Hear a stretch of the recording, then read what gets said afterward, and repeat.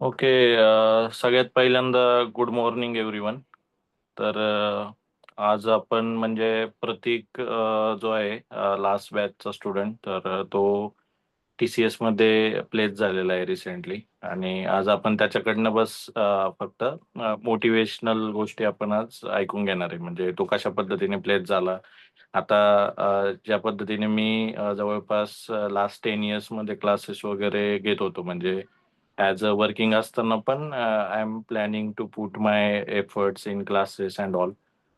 कारण माझा एक एक्सपिरियन्स मी शेअर करत होतो. त्याच पद्धतीने प्रतीक सुद्धा एक त्याचा एक्सपिरियन्स शेअर करणार आहे, की कशा पद्धतीने तो प्लेस झाला. कारण प्लेस होणं हे एक ईझी गोष्ट नसते.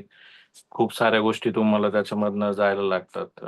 एक्झाम्स असतात, इंटरव्ह्यूज असतात, पर्टिक्युलर क्वेशन्स असतात, काही लक फॅक्टर पण असतो आणि खूप साऱ्या कंपन्यांमधनं जात-जात आपण कुठेतरी प्लेस होतो आणि मग आपल्याला तो जॉब मिळत असतो. तर आजच्या सेशनमध्ये प्रतीककडनं आपण जाणून घेणार आहोत, की त्याची TCS रिलेटेड जर्नी कशी होती. आता येणाऱ्या 8 तारखेला तो जॉइन होतोय. त्याला कॉल लेटर वगैरे पण आलेलं आहे. तर first of all Prateek for your placement and all. So you have added dedicated efforts for this in last 1-2 years correct? तर प्रतीक हा एक म्हणजे मी 1.5 वर्षापूर्वी त्याला मी भेटलो होतो आणि तेव्हापासून आम्ही कॉन्टॅक्टमध्ये होतो. म्हणजे की कशा पद्धतीने स्टडी करायचा, काय-काय गोष्टी करायच्या आणि एक त्याच्या लेव्हलला त्याने त्या गोष्टी केल्या आणि त्याच्यानंतर तो प्लेस झाला.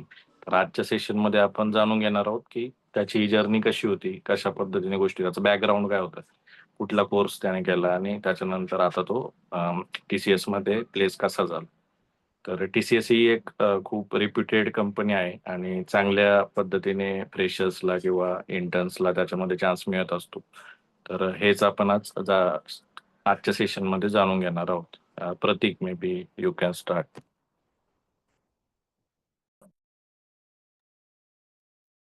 हॅलो. सर कॅमेरा ऑन करायचा आहे.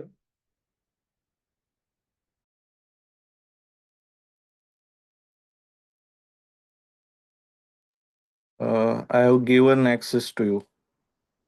Okay. So hello. My hello, my name is Pratik. मी नगरमध्ये new arts commerce and science कॉलेजमधून माझं BSc कम्प्युटर सायन्स कंप्लीट केलं. तर मला कॉलेजमध्ये तर एवढं नॉलेज नव्हतं कोडिंग रिलेटेड वगैरे. मी तर फक्त म्हणजे सब्जेक्ट काढायचं, म्हणजे सब्जेक्ट बॅक नाही लागावं हेच माझं टार्गेट असायचं. पण म्हणजे नंतर मी महेश सरांना भेटलो. जानेवारी 2024 मध्ये भेटलो होतो मी महेश सरांना. आणि आम्ही म्हणजे क्लासेस वगैरे लावले महेश सरांकडे. म्हणजे आम्ही तिघ जण होतो, मी, आदित्य अँड प्रणव. तर माझं कोडिंग रिलेटेड जर्नी तरी महेश सरांपासूनच स्टार्ट झाली, सी लँग्वेज पासून. आणि ते मला खूप हेल्पफुल ठरलं.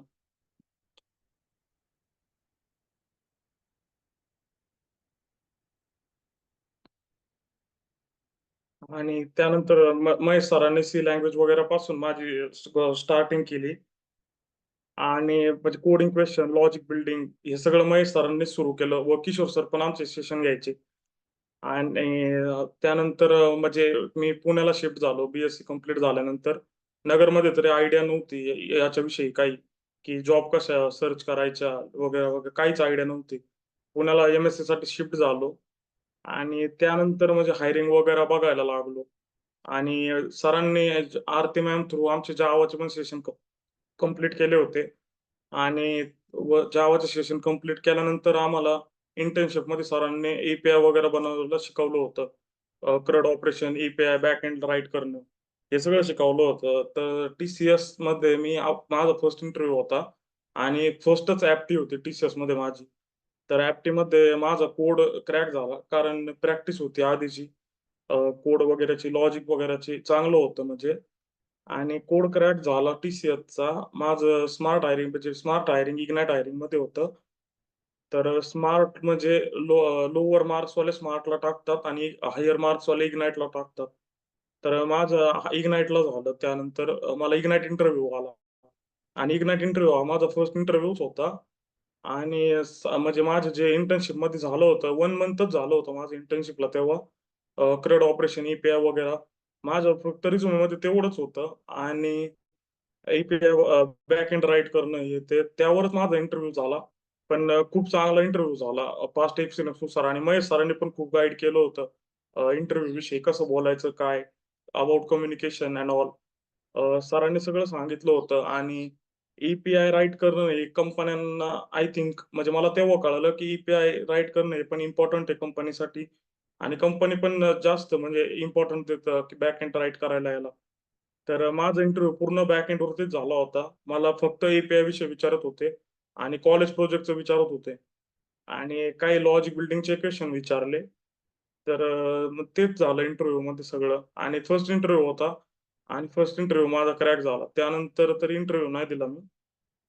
डिसेंबरमध्ये माझा इंटरव्ह्यू क्रॅक झाला होता. आणि प्रिपरेशन मी जावामध्ये जास्त केलं होतं. कारण जावा मला थोडीशी आवडत पण होती. आणि जावाच थोडीशी फास्ट लँग्वेज वगैरे पण आहे त्यामुळं. आणि पायथॉन वगैरे तर माझे झालेले नाही, पण कंपनीमध्ये आता आम्हाला ते करायला लावलेलं आहे. बाकी इंटर्नशिपमध्ये बरचसा पार्ट कव्हर झाला माझा. आणि व्ही-एम-व्ही क्लासेसने खूप मदत केली. म्हणजे शिकण्यास माझं सगळं शिक्षण व्ही-एम-व्ही क्लासेसमध्येच झालंय. ज्याने मी प्लेस झालो ते सगळं. म्हणजे अगदी सी लँग्वेज पासून तर जावापर्यंत बॅक एंड राईट करायपर्यंत. कॉलेजमध्ये मला कशाचीच आयडिया नव्हती. कॉलेजमध्ये फक्त मी थिअरी सब्जेक्ट करायचो आणि म्हणजे पेपर हे करायला बॅक न लागून द्यायला बघायचो. आणि मग तेच सगळं चालू होतं. व्ही-एम-व्ही क्लासेसमध्येच माझं चांगली ग्रोथ झाली. आणि इंटरव्ह्यूमध्ये मला शक्यतो याच्या क्वेशन वगैरे क्रिटिकल थिंकिंग हँडल करायला थोडंसं म्हणजे नॉलेज YouTubeवरून वगैरे घेतलं मी. याच्यावर क्वेशनला याला इंटरव्ह्यूमध्ये मला स्टार्टिंगला प्रोजेक्ट विचारला, जो मी कॉलेजला केला होता. त्यानंतर त्यानंतर मला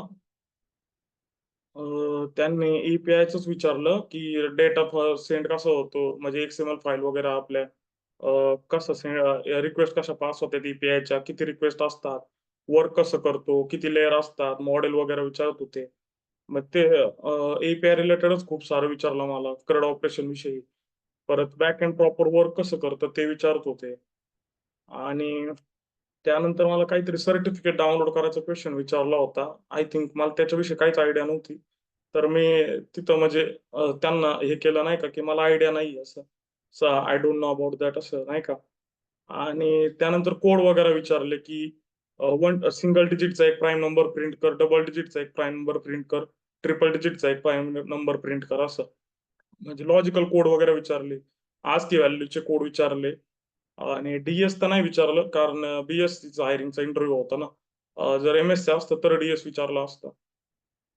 आणि बाकी हेच झालं. त्यानंतर एचआरला कंपनीत स्टे करायचं वगैरे. मग तेच क्रिटिकल थिंकिंगचे क्वेशन वगैरे विचारले गेले, की तुम्हाला बेटर ऑफर असली तुम्ही लिव्ह करता का? लाँग टर्म स्टे करता का? की तुम्ही म्हणजे नाईट शिफ्टला तयार आहेत का? म्हणजे तेच एम्प्लॉयला काम करायची इच्छा आहे का नाही, ते सगळं बघण्याचे एचआर क्वेशन वगैरे ते विचारत होते. आणि त्याने मला वाटतं म्हणजे ते माइंड डायव्हर्ट करायचा पण प्रयत्न केला गेला. म्हणजे मी फ्रेशरच्या इंटरव्ह्यूला होतो आणि ते मला असं बोलले, की एक्सपिरियन्स इंटरव्ह्यू देऊ राहिलात तुम्ही. असं पण बोलत होते ते. म्हणजे ते बघत होते नाही का, मी किती अभ्यास करून आलो इंटरव्ह्यू विषयी वगैरे. म्हणजे ते पण चेक केलं गेलं तिथं. आणि बऱ्याचशा गोष्टी त्यांनी म्हणजे बघितल्या. आणि त्यानंतर एक प्रोसेस टी-सी-एचची राहते. याचा पण थोडासा एक्सपिरियन्स आला. पण ते कॉन्टॅक्टमध्ये राहते तेवढ्या वेळेस. माझा डिसेंबर 2ला इंटरव्ह्यू झाला होता. 13 डिसेंबरला ऑफर आली आणि जॉइनिंग लेटर मला 9 एप्रिलला आलं. पण त्याच्या आधी त्यांनी ऑनलाईन आमचे बरेच सेशन घेतले. टेक सेशन घेतले. 19 फेब्रुवारीपासून स्टार्ट झालते. आणि म्हणजे कनेक्टमध्ये राहिले ते. पण मग तेच लाँग टर्म प्रोसेस चालली टी-सी-एचची. एक 4 to 5 मंथ जॉइनिंगसाठी वेट करावं लागलं आम्हाला. आणि म्हणजे हेच सगळं कंपनीविषयी चाललं गेलं. प्रतीक, थोडंसं तुझं बॅकग्राऊंड पण देशील का? म्हणजे 10, 12 आणि BCS रिलेटेड गोष्टी. तू कोर्स का घेतला हा? म्हणजे BCS कडे का गेला? बेसिकली मी 10th गावातूनच कंप्लीट केलं. आणि 10thला 81% होते मला आय थिंक. आणि 12th तर कोरोनामध्ये गेलं माझं. कोरोना पिरियड होता. तर 12th तर एक्झाम पण दिलेला नाहीत आम्ही. आणि मला खरं तर बी फार्मसी घ्यायचं होतं. तर पण मला पर्सेंटाइल कमी आले आणि मला इंजिनिअरिंगला ऍडमिशन टाकलं असतं मी. पण म्हणजे मला बी फार्मसी घ्यायचं होतं. माझं टार्गेट होतं. पण त्यामुळे मी सीईटीचा फॉर्मच भरला नव्हता आणि मला गॅप टाकायचा नव्हता. तर मग मग नंतर मला आयटीमध्ये पण इंटरेस्ट होता आणि माझा भाऊ पण प्लेस झाला होता. कॉलेजमध्ये तो प्रोडक्ट बेस्ड कंपनी तिथे. मग तो बोलला की बीसीएसला टाक, बीएससी कम्प्युटर सायन्सला. इंजिनिअरिंग वाणीचे सेम. ते नंतर कळालं इंजिनिअरिंग हायर क्वालिफिकेशन आहे. पण इंजिनिअरिंगला टाकता नाही आलं म्हणून मी बीएससी कम्प्युटर सायन्सला टाकलं होतं ऍडमिशन. आणि पण मला आयडिया नव्हती की बीएससी कम्प्युटर सायन्स, मला असं वाटायचं तेव्हा की डिग्रीवरती जॉब मिळेल. पण नंतर थोडंसं लक्षात आलं की स्किलवरती जॉब आहे. ते डिग्रीचं काही हे नाही. म्हणजे तेच बीएससी कम्प्युटर सायन्स हा मला इंजिनिअरिंग घ्यायची होती, पण बीएससी कम्प्युटर सायन्सला घेतलं कारण मी सीईटी दिलेली नव्हती तेव्हा. ओके. आणि बीसीएस कुठनं केलं तू? बीसीएस मी new arts commerce and science college नगरमधून केलं. ओके. आणि आता हे जे टीसीएसचं एक्झाम जे होतं ते कशा पद्धतीने अप्लाय वगैरे केलं? म्हणजे तू तुझं ओन केलं की कॉलेज वगैरेने तुला हेल्प केलं त्याच्यामध्ये? आणि टीसीएस सोडून तू बाकीच्या कंपन्यांना पण ट्राय आउट केलं का? सर म्हणजे मला असं वाटत होतं की मी प्रिपेअर नाही अप्लाय करायला. तर माझा एक मित्र होता, तो म्हणजे रूममेट होता. तो अप्लाय करत होता. म्हणजे त्याचं मनस्टॅक वगैरे झालेलं होतं चांगलं. तर तो अप्लाय करत असताना त्याने जस्ट माझा फॉर्म भरला आणि नंतर मी तो फॉर्म कंप्लीट केला. म्हणलं करावं अप्लाय असं नाही का. ट्राय करू आपण असं या हिशोबाने मी केलं कंप्लीट. आणि जेव्हा मी ऍप्टीला गेलो तेव्हा म्हणजे मला समजलं की ऍप्टी माझी निघलेली, कारण मी 50 मार्कचा कोड कंप्लीट केला होता. कोड म्हणजे टीसीएस एनक्यूटी असो किंवा कुठली एक्झाम असो, कोड कंप्लीट केला तर तिथंच समजतं तुम्हाला कोड पास आहे का फेल आहे. टेस्ट केसेस रन होतात तिथं कंपायलरला. तर 50 मार्कचा कोड रन झाला होता आणि ऍप्टीचा पण माझा अभ्यास होता चांगला. तर ऍप्टीमध्ये पण मला काहीतरी 30 to 34 क्वेश्चन बरोबर आले होते. तर आउट ऑफ 100 मला 75 प्लस मार्क्स पडले होते. त्यामुळे म्हणजे कॉन्फिडन्स तर होता की इंटरव्ह्यू कॉल येणार आहे मला. आणि त्यानंतर मग इंटरव्ह्यूसाठी प्रिपेअर केलं. पण तसा मला कॉन्फिडन्स नव्हता की मी अप्लाय करायसाठी प्रिपेअर आहे. मला अजून प्रिपरेशन करायचे होते डेटा स्ट्रक्चर वगैरेचे. कारण माझं टार्गेट प्रोडक्ट बेसचं होतं. पण म्हणजे टीसीएसने पण मला चांगलं ऑफर केलं, त्यामुळे मी टीसीएसला ऍक्सेप्ट केलं. आणि सध्याच्या याच्यामध्ये रिसेशनच्या पिरियडमध्ये जॉबचं तर खूप अवघड आहे. आणि मी ग्रेटफुल आहे की टीसीएसने जॉब दिला ऍज अ फ्रेशर मला विदाउट एक्सपिरियन्स. ओके. आणि तुला म्हणजे कुठले कुठले कोडिंग चॅलेंजेस क्वेश्चन्स आले त्याच्यामध्ये? आणि त्याच्यामध्ये लॉजिक बिल्डिंगचा कसा फायदा झाला? म्हणजे बेसिक प्रोग्रामिंग जे आहे ते जर नीट नसेल तर तुला असं वाटतंय का की डिफिकल्ट लेवलचा आपण प्रॉब्लेम सॉल्व्ह करू शकलो असतो, किंवा तुला ते क्वेश्चन्स समजले असते का जर तू बेसिक नाही प्रोग्रामिंग सर. लॉजिक बिल्डिंग जर केलं नसतं तर? म्हणजे लॉजिक बिल्डिंगचा इम्पॉर्टन्स किती वाटतो आणि तो प्रॉब्लेम ओव्हरकम कसा केला तू? तर लॉजिक बिल्डिंगचा इम्पॉर्टन्स तर खूप आहे. आणि सर मला एक सांगायचं आहे की मी सी लँग्वेज मध्ये खूप प्रॅक्टिस करायचो. जेव्हा तुम्ही सेशन घ्यायचे तेव्हा तुम्ही आमच्याकडून प्रॅक्टिस करून घ्यायची क्वेश्चन वगैरे टाकून. तर मला जो ऍप्टिट्यूडला क्वेश्चन होता ना, तुम्ही जावामध्ये ट्राय करत होतो. मी जावामध्ये नवीन होतो तेव्हा, ऍप्टीला जेव्हा गेलो तेव्हा. तर जावामध्ये मी 45 मिनिट ट्राय केला तो कोड करायचा, पण जावामध्ये काही सक्सेस झाला नाही तो. मे बी ते कंपायलरचा इश्यू होता. पण मी एक लास्टच्या 10 मिनिटमध्ये तो कोड सी लँग्वेज मध्ये कम्प्लीट केला. कारण सी लँग्वेजची चांगला हँड्स ऑन होता माझा. आणि सी लँग्वेज मध्ये खूप लॉजिक बिल्डिंगची प्रॅक्टिस केली होती मी. तो कोड ॲरेचा होता की डेटा मॅचिंग करायचं होतं. एवढा पण काही हे नव्हता, डिफिकल्ट नव्हता. पण चांगल्या लेव्हलचा होता. डेटा मॅचिंगचा कोड होता. काहीतरी ॲरेचे डेटा मॅच करायचे होते. प्रीसेट डेटा होता कंपायलर कडून तिथे. तर तो डेटा व्हॅल्यू मधून पास करून मॅच करायचा होता, असं काहीतरी कोड होता तो. आता त्याला बरेच दिवस झाले. एवढं रिमेंबर नाहीये. पण त्यानंतर पण इंटरव्ह्यूला पण मला लॉजिक बिल्डिंग खूप कामाला आली. माझं फक्त प्राईम नंबरचं लॉजिक होतं. मला तो कोड पण माहित नव्हता की single digit, double digit, single डिजिटचा सिंगल प्राईम नंबर प्रिंट करायचा, डबल डिजिटचा डबल प्राईम नंबर प्रिंट, एक प्राईम नंबर प्रिंट करायचा, ट्रिपल डिजिटचा एक प्राईम नंबर प्रिंट करायचा. पण मी एक जस्ट कंडिशन वगैरे टाकून तिथं म्हणजे मला राईट करायचा होता कोड, त्यांना जस्ट लॉजिक लागत होतं. ते काय असं रन करून दाखव असं नव्हतं म्हणत मला. हम्म, तसं हम्म. नव्हतं म्हणत मला. तर मी जस्ट तिथं त्यांना लॉजिक दाखवलं फक्त, की माझे तिथं गेल्यावर मला ब्लँक होतो मी. मला फक्त प्राईम नंबरचं लॉजिक माहीत होतं. मला ते सिंगल डिजिट, डबल डिजिट कसं करायचं ते नव्हतं माहीत. पण मी आपलं कंडिशन आणि कंटिन्यू वगैरे स्टेटमेंट वापरून बरोबर त्यांना थोडंफार लॉजिक हे करून दाखवलं. म्हणजे बऱ्यापैकी लॉजिक होतं. मी तो कोड ट्राय नाही केला त्यानंतर पण. पण तिथं तो हं, कोड हं. राईट आला. तो लॉजिक पण त्यांना पटलं टी-आरला. हं, हं. आणि माझा टी-आर म्हणजे टेक्निकल पण माझ्याच बॅकग्राऊंडचा होता, जावा आणि बॅकएंड मधला. हं, त्यामुळे हं. तो जास्त अंडरस्टँडिंग होता. हं, हं. ओके. म्हणजे आणि तुझ्या ॲज पर युअर एक्सपिरियन्स तुला काय वाटतं, की जर वेळेवर आपण प्रिपरेशन जर चालू केलं आणि प्रॉपर स्टेप्स घेतल्या, तर प्लेसमेंट होणं सोपं आहे की अवघड आहे? किंवा ॲज कंपेअर टू जे बाकीची मुलं असतात, which are learning with you in the same college किंवा सेम वयाचे जे तुमचे मित्र असतात, तर त्याच्यामध्ये तुला काय फरक जाणवतो, की आपण जर वेळेवर प्रिपरेशन केलं, तर आपण त्यांच्या म्हणजे कुठं असतो as compare to comparison? Technical comparison I would say. Sir म्हणजे माझा पर्सनल एक्सपिरियन्स असा आहे, की माझ्या कॉलेजचे जे बरेच मुलं होते ना, त्यांनी म्हणजे हे केलं आपलं काय त्यांनी कॉलेज सब्जेक्टवरती जास्त फोकस केला. म्हणजे फोकस करणं पण चांगलं आहे तसं. पण म्हणजे कंपनीला टेक्निकल स्किल एक्स्पेक्ट आहे. तर कंपनी काय आम्हाला सब्जेक्ट होते स्टॅटिस्टिक्स, परत न्यूमेरिकल टेक्निक वगैरे. तर कंपन्यांमध्ये हे सब्जेक्टचा काही मला रोल पण वाटला नाही. आणि हं, म्हणजे तेच जे सब्जेक्ट काही कामाचेच नव्हते, असे पण सब्जेक्ट कॉलेजमध्ये असतात. तर माझं तर म्हणणं हेच आहे, की टेक्निकल स्किलवर जास्त फोकस करावा आणि कॉलेजमध्ये फक्त सब्जेक्ट कसे म्हणजे सॉल्व्ह करता येतील, बॅक न लागून देता येतील, हेच ट्राय करावं. आणि कंपनीचा क्रायटेरिया असं म्हणजे पॉइंटर वगैरे जर बोललो ना, तर माझा पॉइंटर आहे 7.77 चा बी-एस-सीचा आणि माझे पास्टमध्ये 7 एरियर पण होते, बॅक होते माझे, डेड बॅकलॉग. म्हणजे जे क्लिअर हं, केलेले आहेत ते. पण बॅक पण होते माझे आणि मे बी माझी जी बॅच आहे ना कंपनीची, आम्ही 450 मुलं हायर केलेली आहेत पॅन इंडिया. तर माझे सगळ्यात जास्त बॅकलॉगवाला मी एकटा असेन, की ज्याचे हं, 7 हं, बॅक होते. बाकीचे कोणाचे बॅक पण नव्हते. हं, तर हं, म्हणजे तेच टेक्निकल स्किल जास्त इम्पोर्टंट आहे. हं, मॅटर नाही करत, की तुमचे किती बॅक होते आणि तुमचं कसं हे होतं कॉलेजला. हं, हं. ओके आणि आणि इव्हन कंपनी विचारत पण नाही. हं, हं, हं.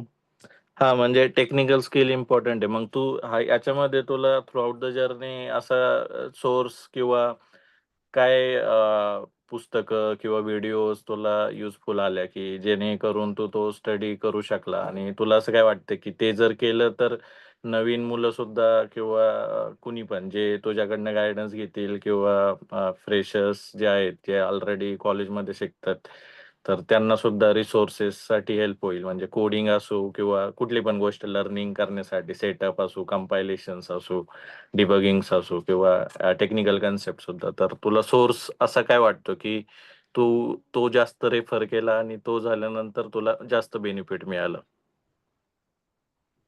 सर लॉजिक बिल्डिंगसाठी तर मी अल्टिमेट सीच रेफर केलं होतं आणि मी लॉजिक बिल्डिंगसाठी सी लँग्वेजच चूज केली होती. कारण पॉइंटर वगैरे सारख्या कन्सेप्ट आहेत त्यात. त्यामुळे थोडंसं क्लिअर होतं कोड वर्किंग वगैरे आणि डिबगिंग पण क्लिअर होती. डिबगिंग लॉजिक बिल्डिंगसाठी इम्पोर्टंट आहे आणि जावासाठी पण मी एक बुक रेफर केलं होतं. आय थिंक तुम्हीच आम्हाला इमेज दिल्या होत्या त्या बुकच्या. नागेश्वरराव. हां, नागेश्वर रावचं बुक होतं जावाचं. ते आहे माझ्याकडे. जावासाठी मी ते रेफर केलं होतं. आणि इंटरव्ह्यू क्वेशनचं पण एक बुक तुम्ही दिलं होतं. पण ते मी मी पर्सनली ते घेतलं नाही. पण ते पण बुक आय थिंक रेफर करावा. हं, हं, हं, हं. ओके आणि लिनक्स वगैरेचा काय फायदा तुला जाणवतो का? MySQL, लिनक्स या गोष्टी म्हणजे सर कितपत इम्पोर्टंट असतात? सर Ubuntuवरती मी जे सगळं केलं ना, ते खूप फायद्याचं ठरलं. म्हणजे मला प्रॉपर अंदाज आला, की डायरेक्टरीवरती वर्क कसं म्हणजे कशा डायरेक्टरी वर्क करतात. परत कमांड वगैरे, परत ओएस कसं वर्क करतं. Windowsमध्ये जे मला समजलं नाही ना कधीच, ते मला Ubuntuमध्ये बऱ्याच गोष्टी समजल्या. हं. म्हणजे ॲज कंपेअर टू जे तुझे म्हणजे मित्र वगैरे असतात, जे which are learning in same college, तर त्यांना लिनक्स कितपत माहीत होतं आणि म्हणजे कंपनीच्या दृष्टीने लिनक्स किती इम्पोर्टंट आहे, असं तुला असं इमॅजिन झालं का, की लिनक्स जर नसतं, तर तुझा कॉन्फिडन्स कुठं असता? म्हणजे लँग्वेज एक पार्ट आहे, की जावा, सी किंवा Node.js त्याच्यानंतर गो लँग्वेज, PHP, Python हे आपण शिकतो. बट MySQL आणि लिनक्सचं किती इम्पॉर्टन्स तुला जाणवतो थ्रू आउट म्हणजे तुझ्या इंटरव्ह्यूच्या याच्यामध्ये? म्हणजे कॉन्फिडन्स मध्ये सुद्धा म्हणजे जर लिनक्स नसेल तर म्हणजे त्याचा कितपत यूज होतो, आपण कितपत प्लेसमेंट लवकर होऊ शकतो, किंवा लिनक्स जर येत नसेल तर आपले किती चान्सेस आहेत की प्लेस होऊ शकतो की नाही होऊ शकत? सर कंपनीला लिनक्स खूप इम्पॉर्टंट आहे, कारण बऱ्याचशा डेऑप्स वगैरे बऱ्याचशा गोष्टींमध्ये कंपन्यांमध्ये लिनक्सच वापरलं जातं आय थिंक. आणि ओपन सोर्स ऑपरेटिंग सिस्टम आहे आय थिंक, त्यामुळे कंपनी जास्त प्रेफर करतात. त्याचं विंडोज पेड ऑपरेटिंग सिस्टम आहे ना. आणि बरेचसे सॉफ्टवेअर आहेत जे उबंटू मध्ये फ्रीमध्ये ऍक्सेस करता येतात आपल्याला, म्हणजे लिनक्स मध्ये, सॉरी, उबंटू पेक्षा म्हणण्यापेक्षा. हम्म. आणि आम्हाला म्हणजे मला तरी अजून कंपनीचा लॅपटॉप नाही मिळाला, मला जॉईन झाल्यावर मिळेल. पण आम्हाला बरेचसे जे टीचर शिकवत होते ना कंपनीतले, हम्म. तर त्यांच्याकडे मॅक आणि लिनक्सच होते, उबंटू. हम्म. तर हो. म्हणजे ते आणि जर माहित असेल तर बेनिफिट मिळतं लवकर लर्न हो, व्हायला. बेनिफिट मिळतं सर. कारण कंपनीमध्ये बरचसं उबंटूची म्हणजे लिनक्सच यूज केलं जातं. आणि ओके. कंपनी किती मोठी असो, ओपन सोर्स प्लॅटफॉर्मला जास्त प्रेफरन्स देते, हे लक्षात आलं माझ्या. ओके. ओके. तुला कोडिंगचे कुठले कुठले क्वेश्चन्स आले, म्हणजे कोडिंग हँड्स ऑन सुद्धा कितपत महत्वाचं आहे? सर मी ला तरी एवढं नाही गेलो. डीएसचं म्हणजे केलं मी नंतर प्रिपेअर लिंक लिस्ट वगैरे. पण त्याच्या आधी मी प्राईम नंबर आणि म्हणजे तेच आपले फॅक्टोरियल प्राईम नंबर, परत म्हणजे जे नॉर्मल क्वेश्चन आहेत ना तेच प्रिपेअर केले होते. डीएसचे नव्हते प्रिपेअर केले, बाकी नॉर्मल मधले सगळे लॉजिकल क्वेश्चन प्रिपेअर केलेले होते. ओके. ओके. ओके. आणि इंटरव्ह्यू मध्ये तुला हे कसं जाणवलं की communication skill, presentation skill, body language, तर या गोष्टी किती इम्पॉर्टंट आहेत? म्हणजे आपण नुसतं टेक्निकली स्ट्रॉंग असून उपयोग नाही, तर आपल्याला एक्सप्लेन पण करता आलं पाहिजे. तर या गोष्टी तुला सुरुवातीला कशा होत्या आणि तू ओव्हरकम कशा केल्या, किंवा तू आधीपासूनच त्याच्यामध्ये प्रो होता का, किंवा कशा पद्धतीने तू त्याला चॅलेंज केलं? सर याचं आन्सर थोडं कॉम्प्लिकेटेड आहे. मी ते इंग्लिश मूव्हीज वगैरे बघायचो, त्यामुळे थोडंसं म्हणजे माहीत होतं की इंग्लिश बोलायचं कसं का वगैरे. आणि थोडंफार म्हणजे कॉन्फिडन्स पण होता की मी बोलन, कारण अंडरस्टँड होत होती इंग्लिश बऱ्यापैकी. त्यामुळे इंटरव्ह्यूमध्ये तर मी म्हणजे फक्त हे एवढं ध्यानात ठेवलं की चुकलं तर चुकलं, पण म्हणजे इंग्लिश बोलायचं ट्राय करायचं. आणि माझ्या इंटरव्ह्यूमध्ये मी म्हणजे एक पण हिंदी शब्द म्हणजे हिंदीमध्ये एक शब्द पण बोललो नव्हतो. टोटल इंग्लिशमध्ये झालं होतं. काही मुलं हम्म. बोलले होते हिंदी, पण माझं तरी टोटल इंग्लिशमध्ये झाला होता. ओके. म्हणजे as compare to Maharashtrian background थोडासा तुला सुरुवातीला चॅलेंज आला असेल, बट तू तो समहाऊ मूव्हीज किंवा कम्युनिकेशन स्किलवर थोडंसं काम करून तू ते ओव्हरकम केलं. हो सर. म्हणजे टेन्स वगैरे पाहून गेलो होतो मी. टेन्स आणि सेंटेन्सचा चॅप्टर बघितला होता, की म्हणजे स्पीक वगैरे कसं करायचं. हं, हं, हं, हं. आणि इंटरव्ह्यू मध्ये तुला थ्रू आउट किती इंटरव्ह्यू झाले? कशा पद्धतीने, किती लोक होते तिथं? टेक्निकल किती होते? एच-आर किती होते? तुला किती वेळ तो इंटरव्ह्यू झाला आणि कशा पद्धतीचे आणखी वेगळे क्वेश्चन आले? म्हणजे अपार्ट फ्रॉम द टेक्निकल थोड्याशा काही तुला म्हणजे जजमेंटल क्वेश्चन्स किंवा चेकिंग युअर ॲबिलिटी असे काही क्वेश्चन्स आले का? हो सर, बरेच क्वेशन आले. मला टी-आर, एम-आर आणि याच्या तिघं पण एकाच केबिनमध्ये होते आणि तिघांच्या समोर मी होतो. ओके. कूल. या Pratik, I hope I am audible. तुझा म्यूट आहे. Yes sir, yes sir, yes sir. चालेल. तर overall it was good experience and congratulations again. तर येणाऱ्या काही न्यू स्टुडंटसाठी पण you can contribute and share your feedback. It's open to all. In case any other person want to ask questions, so you guys can just unmute yourself and ask questions to Pratik about his journey. कोणाला questions वगैरे विचारायचेत का? Just you can unmute and you can ask.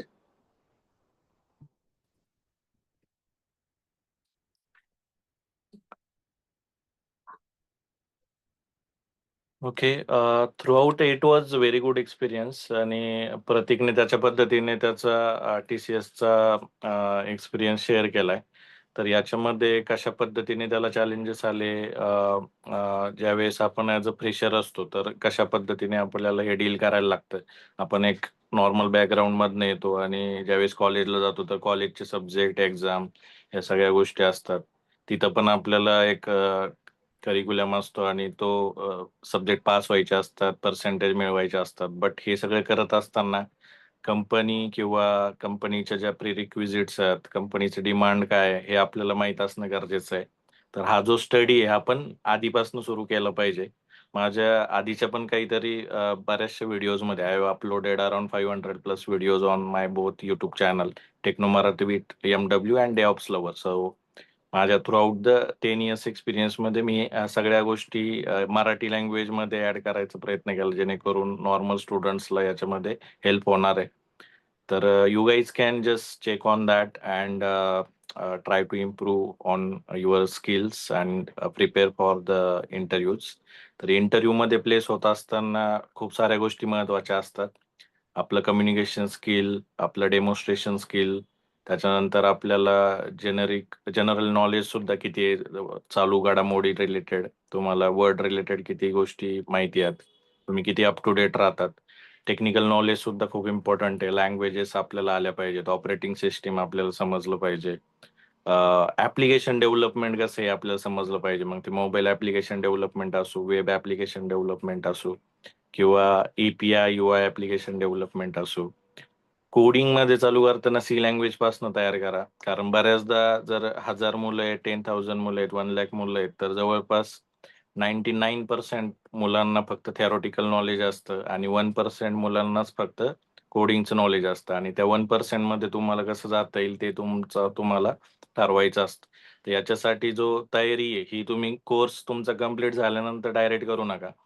ज्यावेळेस तुम्ही शिकताय, ज्यावेळेस तुम्ही 3rd इयरला आहेत, SY ला आहेत, FY ला आहेत किंवा तुम्ही 10th ला आहेत, जर तुम्हाला IT मध्ये कोडिंगमध्ये जर करिअर करायचंय तर त्या ठिकाणी तुमची सुरुवात आधीपासून असली पाहिजे. थोड्याशा एफर्टमध्ये तुम्ही चांगल्या पद्धतीने प्लेस होऊ शकता. प्रतीकचा एक्सपिरियन्स बघितला तर it was just first interview for him and he is place in the TCS which is very reputed company. म्हणजे हे सगळं क्रॅक करताना आपल्याला खूप सारा प्रॉब्लेम येतो. खूप साऱ्या गोष्टी त्याच्यामध्ये असतात. इंटरव्ह्यूज मध्ये मल्टिपल राऊंड्स असतात. प्रत्येक राऊंड पास होतो तर आपल्याला पुढे जायचं असतं. हजारो लाखो विद्यार्थी त्याच्यामध्ये प्लेसमेंटच्या लाईनमध्ये असतात किंवा they want that particular placement or that particular position. But याच्यामध्ये हे सगळं इझी नाही. म्हणजे जस्ट तुम्ही इंटरव्ह्यू दिला किंवा ऍप्टिट्यूड दिली म्हणजे तुमचं झालं असं नाहीये. जोपर्यंत तुम्हाला फायनल कॉल लेटर येत नाही, जोपर्यंत तुम्ही त्याच्यामध्ये आतमध्ये पूर्ण जात नाही, तोपर्यंत तुमची प्लेसमेंट ही डिफिकल्ट असते. याच्यासाठी खूप सारा प्रयत्न तुम्हाला करायचा असतो. कोडिंग रिलेटेड आपल्याला चांगली बुक्स वगैरे माहित असणं गरजेचं आहे. बुक्स मधनं तुम्ही लॉजिक बिल्डिंग वगैरे शिका. ऍक्च्युअल हँड्स ऑन तुम्हाला माहित असणं गरजेचं आहे. जरी AI, ML या टेक्नॉलॉजी आल्या, आर्टिफिशियल इंटेलिजन्स आलं, ChatGPT आलं, तरी पण तुम्हाला काय करायचंय आणि काय विचारायचंय हे जे स्किल्स आहेत, हे प्रॉब्लेम सॉल्व्हिंग स्किल्स हे असेच येत नाही. त्याच्यासाठी तुम्हाला खूप सारे बुक्स, खूप साऱ्या रात्री त्याच्यामध्ये घालवायला लागतात. त्या पद्धतीने स्टडी करायला लागतो आणि त्याच्यानंतर हे सगळं अचीव्ह होतं. तर throughout my journey also I have uploaded multiple technical videos content on the how to prepare, how to crack the interviews, how to prepare for the placement, कुठले बुक्स वाचायचे, कसा स्टडी करायचा आहे, स्टेप बाय स्टेप्स गाईड काय आहेत, आणि all this content in Marathi. So let's go for that and learn that.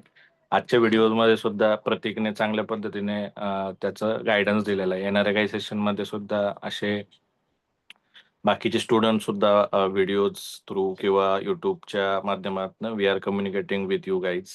Next session सुद्धा असणार आहे, ज्याच्यामध्ये आणखी काही मुलं जे प्लेस झालेत त्यांचं गायडन्स याच्यामध्ये असणार आहे. And if you have any particular doubts, queries, feel free to reach out with me. I will provide my contact details in description. So again means congrats Pratik again for your journey and placement in TCS. So thank you everyone. Let's stay together. Okay, thank you. Let's stay connected. We can conclude this call. Thanks again everyone for joining. Thank you, sir.